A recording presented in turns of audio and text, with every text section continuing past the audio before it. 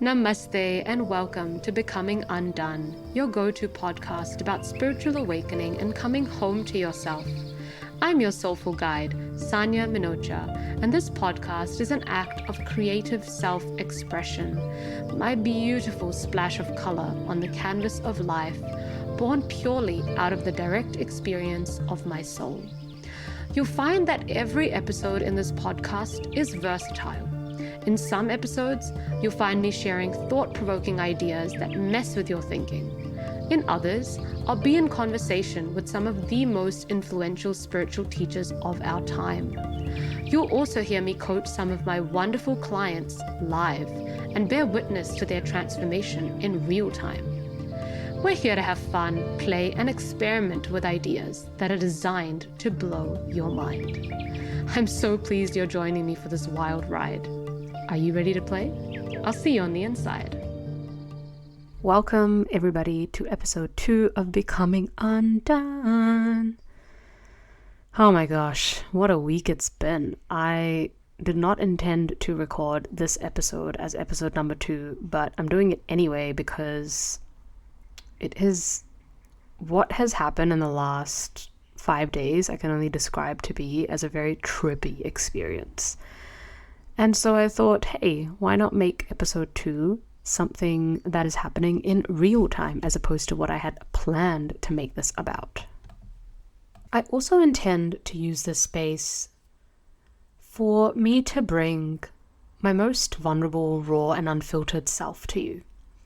Because I think we need more examples in this world of people sharing what's going on from a vulnerable and raw place, as opposed to someone who is living out a life that seems perfect and unrelatable. So you are going to hear me share things on here within this podcast series that are quite real for me. And I hope that in me sharing that with you, you can feel less alone in what you're going through, and also get insight into the processes or the way that I bring myself out of challenges. And so today what I'm going to share with you is a snippet of what has taken place in the last week for me and how I'm bringing myself out of it. And this is actually a quality that a lot of my clients and people that have reached out to me have expressed to me as something that they really appreciate. Because the relatability within our work is what makes them feel really safe and also makes them feel that, oh, I'm talking to someone who is living this out in real time as opposed to someone who is studying me from a textbook or trying to give me solutions that they haven't yet encountered. So everything that I end up taking my clients through as solutions or as navigating solutions to problems that they're experiencing are things that I myself have experienced at some point because, you know, we're all human beings and we all have a lot of things in common. We're all going through similar challenges, and my hope is that you feel seen in this episode because I felt seen encountering the challenge that I encountered that I'm going to share with you in this. And I felt held, and I experienced my own awareness, my own soul really supporting me through this. And I believe that this happened so that I could jump on here and share this with you, so that I could once again spark something in you, and that this could act as a catalyst for change in your life, that this idea that I share with you today may actually radically shift your life. So let's go in with that intention, shall we? I want to introduce something to you within this episode. An idea, an attitude, something you may have come across, something you may have never come across. For me, I've come across something like this before, but it was termed differently. I've been thinking and experiencing this idea quite a lot in the last few days, probably more than I ever have before. When I came across this idea, something inside me just went, aha, this is really cool, because it is so in alignment within this path of becoming undone, becoming more self-aware, waking up to our magnificence, and realizing our true nature, that which we already are. But before I introduce this idea to you, I want to tell you about what happened and what kind of brought me to this place to want to share this with you, because the whole thing seems a bit ironic to me, hence why I described it as a trippy experience. A few days ago, I visited my friend's permaculture farm in Raglan, which is a beautiful hippie town south of Auckland. I went over feeling quite excited, I was centered, and I was ready to soak in all that nature has to offer. And I thought it'd be quite a unique experience because my friend actually lives in a yurt, which is a place that I have never spent time in before, and she built this yurt herself. I was invited to go over and spend a couple of days with her to celebrate her birthday. There was a group of us going, and yeah, this felt like it came at a really good time. The day that I visited her farm was the very same day that I actually recorded the first episode of Becoming Undone. And hopefully it's the episode that you've just listened to, and if you haven't, please go back and listen because I feel really excited about it. I remember when I finished recording the episode, I felt so elated and so happy that I got to creatively express myself through this avenue and that these messages were finally getting out to the masses through these platforms. So when I got to the farm, I felt a little out of place. I remember arriving there, and even though I was surrounded by beauty in nature, which is something that really grounds me, I noticed that whenever I enter a new space, I feel a little bit apprehensive to just completely let go. And, there could be so many reasons as to why this is happening. Energetically, sometimes I feel that I'm quite sensitive to energy, so that's why I can feel a little bit tight or wound up inside, and my nervous system can take time to completely relax. And I spent a lot of last year, 2022, actually traveling, and I noticed that while I was traveling in any new city that I went to, it took me a few days to acclimatize and to fully arrive in that place. Sometimes it took a week. So who knows why this happens? I have no idea, but I go along with it. I do what I can. So I did what I could in the situation to make myself comfortable, and I focused on staying present. Now, I consider myself to be quite an intuitive person, quite a witchy woman. And when I say that, what I mean is I can pick up on messages, notice synchronicities, and energetically feel things before they happen. And you know what? I think we all have this ability. I believe we're all quite intuitive, and this is just a muscle that we need to train. But I do think that when you're walking the path of self-awareness, that intuition does increase quite a lot. You get more in tune with your body, you get more in tune with your mind, you get more in tune with your soul. And this happens due to so many reasons, because I think when you are becoming more self-aware, you're also practicing activities that bring you into that state more often, such as meditation and yoga and breath work. And in general, you're more conscious. So of course, you're going to be more tuned into energy and more tuned into synchronicities and the things that are happening around you. This is what happened for me, at least. And when I walked into my friend's yurt, one of the first things I noticed was a book on the coffee table. I walked over to it. It was titled Outrageous Openness by Tosha Silver. I popped my things down, and the first thing I did was grab the book, sit down, and just dive headfirst into it. I think that anytime I see a book or a message, I get excited because I know that the universe is communicating to me all the time. And it's just about kind of getting tuned into that, tuned into those messages whenever you want. So because I was in a new place, this felt like it came at a really good time. So I sat down and I asked the classic question, which maybe a few of you are familiar with, which is, what message do I need to hear right now from the universe? So I put one hand on the book, I closed my eyes, I took a deep breath in, and then I opened the book up to a page. And, I giggled because the message for me was, today the divine will show me the way. I'm open to all messages, signs, and omens. I'll move as if there's a force of love waiting to aid me in every single area of my life, big or small. That message felt so good. I received it with all my heart, and I kept flicking through the book. And every chapter of this book was inviting the reader to be outrageously open to life. And I found that concept so cool. This idea that can we surrender to divine guidance and surrender personal will, which is the will of the ego, the small s self. So when I speak about the self in this way, I'm speaking about the separate self, or the self with the little s, or the identity. And can we surrender that little self to God's will? And this is the idea that the book was sharing. I loved it so much because it was so my jam. So I did what I normally do. I started taking notes. I brought out my journal and my pen, and I just started to write out all the things that were standing out to me. I filled up a sheet of paper with these messages, and as more friends arrived in the yurt, they sat down next to me and I read these divine messages out to them. And as I read them out, we discussed them and we noticed how we feel in relation to these messages. Eventually, we left the yurt and we headed over to celebrate my friend's birthday in another part of the farm. This is where things got even more interesting. As I was making my way down to the kitchen, I noticed that I wasn't feeling very present. My thoughts were elsewhere and my mind felt a little scattered. I think, as I mentioned to you, it's that feeling of being ungrounded. However, I did not know in the moment that's what it was. I was just going with it. It's only in hindsight that I can notice what that was. So what I did was I focused on my breathing, which is a technique that I use every time I notice my mind has wandered. I come back to the present moment.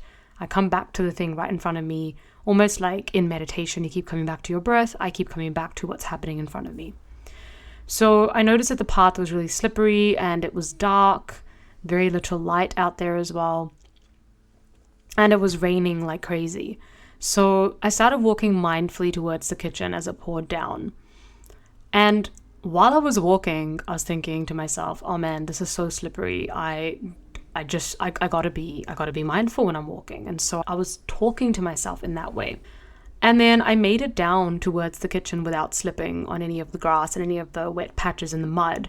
As I was walking down to the kitchen though, lo and behold, I slipped. I was taking the final 2 steps towards the kitchen, which were made of wood. The steps are made of wood, and I didn't realize they would be slippery. And this was the only part of my walk that was actually surrounded by light. So this just felt really like, what is happening? I slipped down the 2 wooden stairs, and when I was slipping, I felt this medium-sized rock, which luckily was not sharp, but more rounded and blunt. But it just dug right into my left butt cheek, right above my pelvic joint, my pelvic bone. And I just shouted in pain. I was like, ow, oh my gosh, it hurt so much. My friend came running out of the kitchen and asked me if I was okay. And I was just registering what happened. I was, for better lack of word, discombobulated.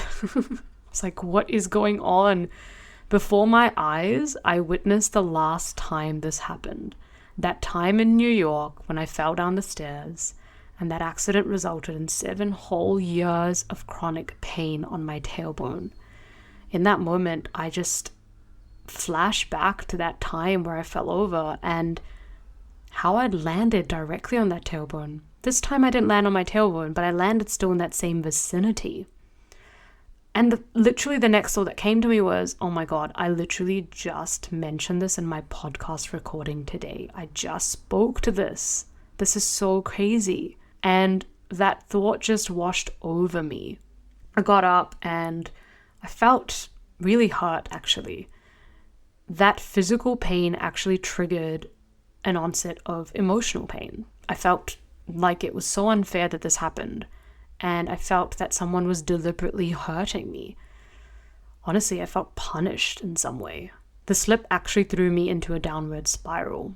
These ideas came up in my mind of, oh my gosh, I'm here to have fun. I'm here to celebrate a birthday. And this fall is just so not what I thought would happen. I didn't realize that I would slip. And so I felt quite sad. And when these emotions come up for me personally, I excuse myself from the situations that I'm in and take time away. I'm actually a Cancerian and quite a sensitive one at that. So emotions for me, when they arrive, I have learnt to prioritize allowing them to come through And I'm getting better at it. I think I've been overwhelmed with emotions my whole life, but I've learned and I'm learning how to actually approach myself in these emotions, how to allow them fully, how to not cling to them, how to not resist them. And it is a work in progress all the time. But I am definitely more empowered and I'm mastering my emotional landscape in a way that I've never before. So I kind of knew what I needed to do in that moment as well. But there was still a bit of shock there. So I excused myself from the situation and I took some time away. And literally the first thing I realized was, man, I've been really ungrounded this whole time. And I haven't been in my body at all. I've been in my mind. And it's almost as if the slip put me back into my body in an instant. Thud. And I was back. The thoughts that were running through my head were, what the heck? I thought I was listening to myself and doing the work. How could this happen to me? So this was the spiral that I was in with these thoughts. I'm going to admit this to you, but I almost felt that, I meditate and I do yoga and I pray and I speak to God and I am connected. How could this happen to me? That's really the line that I was going down. So I felt very annoyed and disheartened. And then after a while, the emotions passed and I went back into the yurt. I picked up the book again and this time I smirked at the title. I was like, really? Really? You want me to be outrageously open to this? Oh. In the next moment that followed, I can only describe what occurred as mystical in nature. This is a trippy kind of experience I was describing to you earlier on.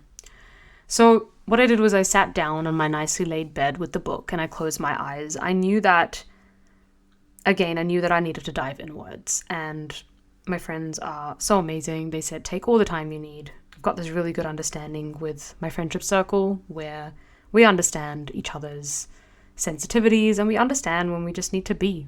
So I felt great. This is the right place for me to do this. I'm surrounded by nature. I am in a beautiful location. There's no distractions. And I just slipped and it's brought up all this stuff for me. Hey there. Just dropping in with a gentle reminder. You, my friend, are exactly where you're meant to be in this grand tapestry called life. No mix-ups, no coincidences, and absolutely nothing happens by chance. Your soul is always present, embracing you as you boldly navigate this beautiful adventure we call life. Do you feel connected to your soul? In this lifetime, I've been cast as your spiritual guide. My mission? To help you explore the depths of your inner world and unearth the wellspring of genuine fulfillment and joy that lies within. And I have just the roadmap to help you bravely embark on this inner quest. How do you know if you're ready for this? You'll sense it. You'll know it's time when you've exhausted the external search for happiness and are ready to shine a light on your inner world with the same vigor. You'll know. Visit my website to schedule a free consultation. Let's tune into your heart's desires and clear away any obstacles to soul-level fulfillment. I'd be thrilled to meet you. Now, let's dive back into the episode. So what am I going to do? Am I going to ignore it? Am I going to push it away? Or am I going to face it? So I took a deep breath in, I connected to my heart, and I dove inwards. I connected to Mother Gaia or Mother Nature through my feet, and I opened myself to receiving universal light from Source. And I did realize that day, that morning, I had meditated, but I think I was feeling ungrounded even before I came to the property. Some personal stuff that was going on in my life, so many things can make us ungrounded and bring us into that space. So as soon as I felt more connected to Mother Earth and to God, I felt better and I felt more grounded. And that having that connection to God and to Mother Earth allowed me to dive into the pain with more courage and more strength.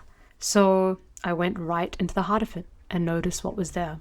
This is something I've learned to do over the years whenever physical or emotional pain is present. because I had so much of it show up in that span of 7 years while I was going through the chronic pain. I learnt and have learnt well how to go towards pain and not run away from it, and how to allow it fully. I am probably better at doing it with the physical pain than I am with the emotional pain, but the physical pain and the emotional pain are deeply connected. So I went towards it, and the first thing I noticed was grief. And underneath that, I felt sadness. I felt sad about the fact that I couldn't control any aspect of life. No matter how much I meditate or how self-aware I think I am, how much I journal, no matter what, where my state of mind is, I'm not shielded from life's happenings.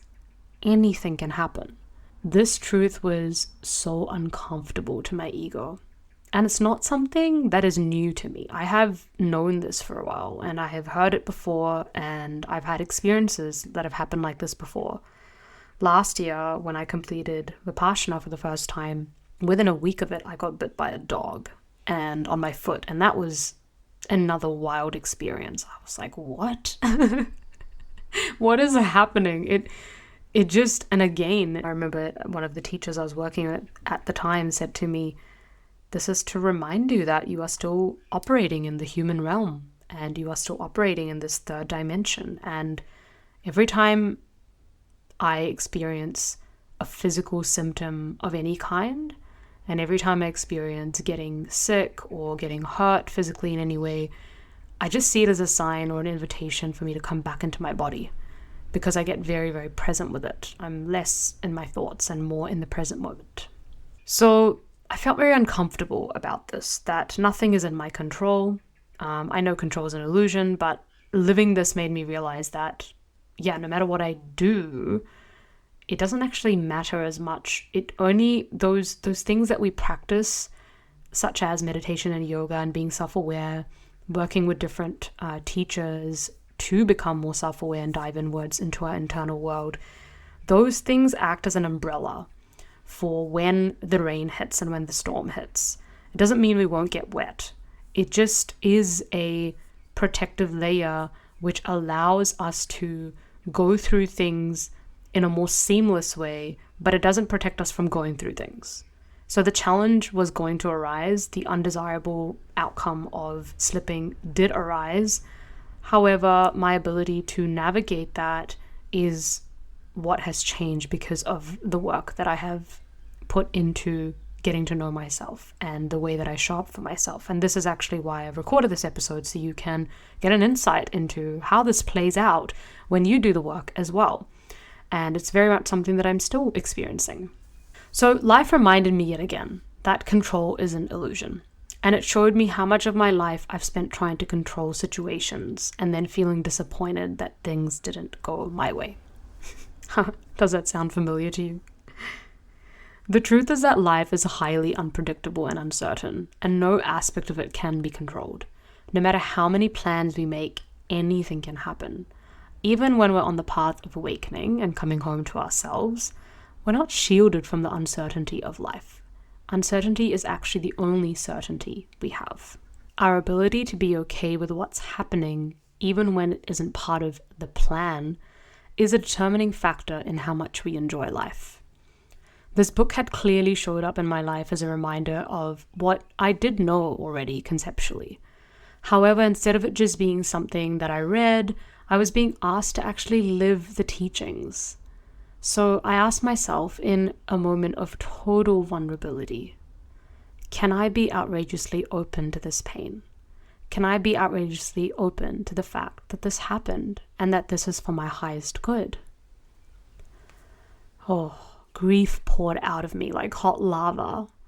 And in response to this question, I cried. I cried until I didn't feel like crying anymore. And as I was shedding those tears, I felt the loving embrace of my soul and of God around me, holding me and applying the soothing balm of love to the pain that I felt both in my heart and on my backside. I felt the burning sensation and the physical pain lower in intensity. And this is often what happens when you go towards the pain. This is something I've experienced every single time I've gone towards the pain. There is a moment of intensity, but then that intensity and that peak decreases. And I felt my soul continue to hold me as I realized I am taken care of. Even when shit hits the fan and things don't go according to plan, I'm always taken care of. I've read, affirmed, and been told by so many gurus and teachers over the years, you're taken care of, Sanya. In fact, I even say it to myself almost on the daily. But to actually recognize and know I was taken care of during a time that I felt disheartened and alone was a more mind-blowing experience than actually just having someone tell me that, or me saying that to myself as an affirmation every day. It took this idea of life takes care of life and you're always taken care of, and it put it to the test. This slip gave me the opportunity to feel my soul again and feel the loving awareness that I am, and it gave me the chance to be more humble and move forward with humility. What a gift. So for the remainder of the weekend, every time I felt the pain, I asked myself, can you be outrageously open to life and to what's happening right here, right now, when things don't seemingly feel like they're going your way? And then I proceeded to take care of myself and my needs with love and compassion. So this is the idea or the attitude I want to talk to you about today. It's so easy to be open to life and embrace it and yourself when things are going well. When you're having a good day, it's so easy to appreciate life and to think, wow, things are really working out for me. But can you actually be open to life and be all embracing? When shit hits the fan and things don't go according to plan? So why is this an important concept to grasp? Because it's when we're faced with adversity and with challenges that we have the opportunity to actually experience this idea and convert it from simply being something that we read and conceptually fathom to something we directly experience in our body. Something that we know to be true. Reading this book and taking these notes from the book would have been a lot less meaningful if the whole weekend would have gone smoothly. I would have gone back to those notes and it might have had a small impact on me. In fact, it might be just like all the other books that I'm reading. But instead, these words became embodied and were experienced the minute I had an actual experience that allowed me to practically apply this approach and this attitude to my life. How profound. So what does it mean for you to be outrageously open to life? Well, it means saying yes to the messiness of life exactly how it shows up, and saying yes to exactly how you are becoming undone in this moment. So the challenge is, the invitation is, can you remain open to all the chaos and imperfect ways that life is showing up? In fact, let's make it easier. Are you willing to be outrageously open to life? Especially when all you want to do is be closed off to it. Are you willing?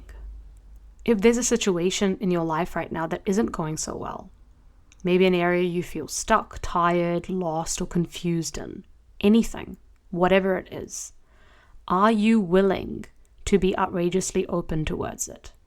Are you willing to receive a solution to this problem that's in alignment with your highest good and the highest good for all parties involved? What an outrageous concept, I know. So now you might be thinking, okay, Sanya, I'm willing, all right? I'm willing. I'm willing to be outrageously open. But how? How do I do this? Firstly, radically accept the situation you're in. When you radically accept the situation, what you're really doing is saying yes to the emotions, the thoughts, and you're honoring your reality first. You're honoring how you truly feel about it. You're not resisting or fighting it anymore. You're saying, yes, okay, this has happened, or this is happening, and this is how I feel because of it. You admit the truth to yourself about how you truly feel. You swallow the truth of what's happening, and you allow it to permeate every cell of your being.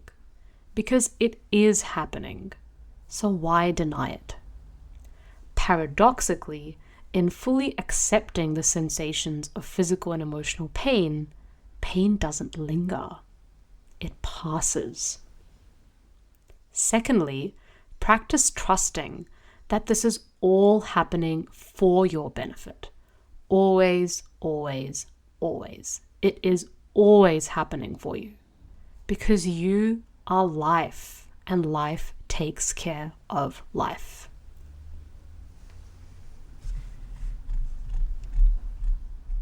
If something undesired, unplanned, or painful has occurred for you, like it did for me, it's for your benefit. It's here to help you become more aligned to your true nature. It's here to help you remember who you truly are, even if you can't see it yet. You're coming home to God. You're coming home to yourself. And this is how I know that this is the best thing that could have happened. This is the best thing that could have happened for me last weekend. And how do I know this? Simply because it happened. And third, offer the problem up to the divine. Just let the problem be taken care of. Ask to be divinely guided in this situation and hand it over to the intelligence that surrounds you. The same intelligence that causes the sun to rise and the sun to set, that causes the change in seasons, that causes the moon to go through all its different phases. I'm describing nature to you. Let nature, the intelligence of nature, of God, of the divine, of source, take care of this. As I'm recording this, I'm doing the very same practice myself. Do I have the exact answer as to why I slipped and hurt myself? No, not yet. In fact, even as I shared my experience from the tailbone injury in the first episode, I can't tell you exactly why it happened. All I can do is tell you what meaning I derive from it. I'm very well aware that it was me who gave that accident the meaning. I saw it as something that happened for me, not to me. Something that contributed to my rising. Something that was part of my training so that I can do the work that I'm doing today. And so that's what it became. Similarly, whatever meaning you assign to something is what it becomes.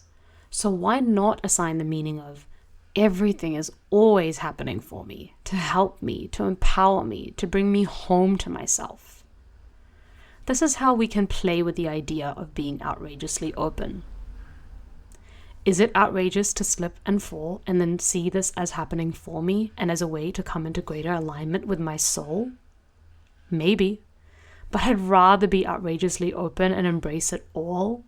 Because in doing so, I get to express my essence nature, my true nature, that which loves unconditionally, that which is the source of unconditional love, that which already says yes to absolutely all experiences. So this is your chance to turn a concept, something you're simply hearing me speak about, into a knowing, something you feel deep in your bones to be true because of your direct experience of it. Now it's your turn. Give this a shot. In relation to a challenge you're experiencing right now, can you say yes to this challenge? Can you choose it? And can you keep your heart open to it? Can you consider that this is happening for you? Can you notice when your heart closes in disappointment, when you don't get something you want and something doesn't go your way? And can you let yourself feel disappointed and then return to what you know to be true? Can you say yes to the experience, even though traditionally, normally, conditionally, you're expected to see this as another reason as to why you're undeserving or not good enough? Everything is happening for you, my dear, and for your soul's benefit. For you to realize your divine nature, this is the path. This is what it looks like to come home to yourself. So can you let go of your personal agenda and your personal will and surrender to the divine's will? Can you admit that you cannot see the whole picture from where you're standing? So how do you truly know if what's happening is unfortunate or actually the best thing that could have happened to you? You don't know, and time may reveal it all. But the point is, being outrageously open and seeing everything happening for us isn't conditional upon our circumstances. It's simply an attitude to adopt towards every aspect of our life, regardless of what's happening. So that's all I wanted to leave you with today. There's a lot here for you to ponder on. If you would like to read the book I was referring to, I'll pop the link in the show notes. I'm so grateful to have come across it and for this experience to have landed in my lap, or I wouldn't have been able to record this episode and share this message with you. So thank you, Divinity. Thank you for looking out for me, and thank you for looking out for the special person who's listening to this right now. Namaste. Thank you from the bottom of my heart for staying with us till the very end. If this episode struck a chord with you and you're resonating with Becoming Undone, let's amplify the love. Hit that subscribe button and bless us with a radiant 5-star review on iTunes or your favorite podcast platform. Your reviews act as guiding beacons, lighting the way for kindred souls to find our podcast on their spiritual odyssey. I'm your host, Sanya Minocha, here on a mission to support you as you step into your highest potential. Let's keep the conversation alive. I'd love to personally connect with you, and if you're listening to this, take it as a sign. You'll be met in pure presence and provided with a safe space for you to let go and understand your soul. It's time to stop doubting yourself, start trusting life, and relax into your spiritual awakening. It's time to relax into love, into your true nature. You're becoming undone. This process is supposed to feel messy, unnerving, and perplexing. But having a guide by your side is a game changer. If you feel even slightly curious, book in a call. What are you waiting for? Oh, and please share this episode with anyone you feel that would vibe with it. Until next time, my fellow truth seeker,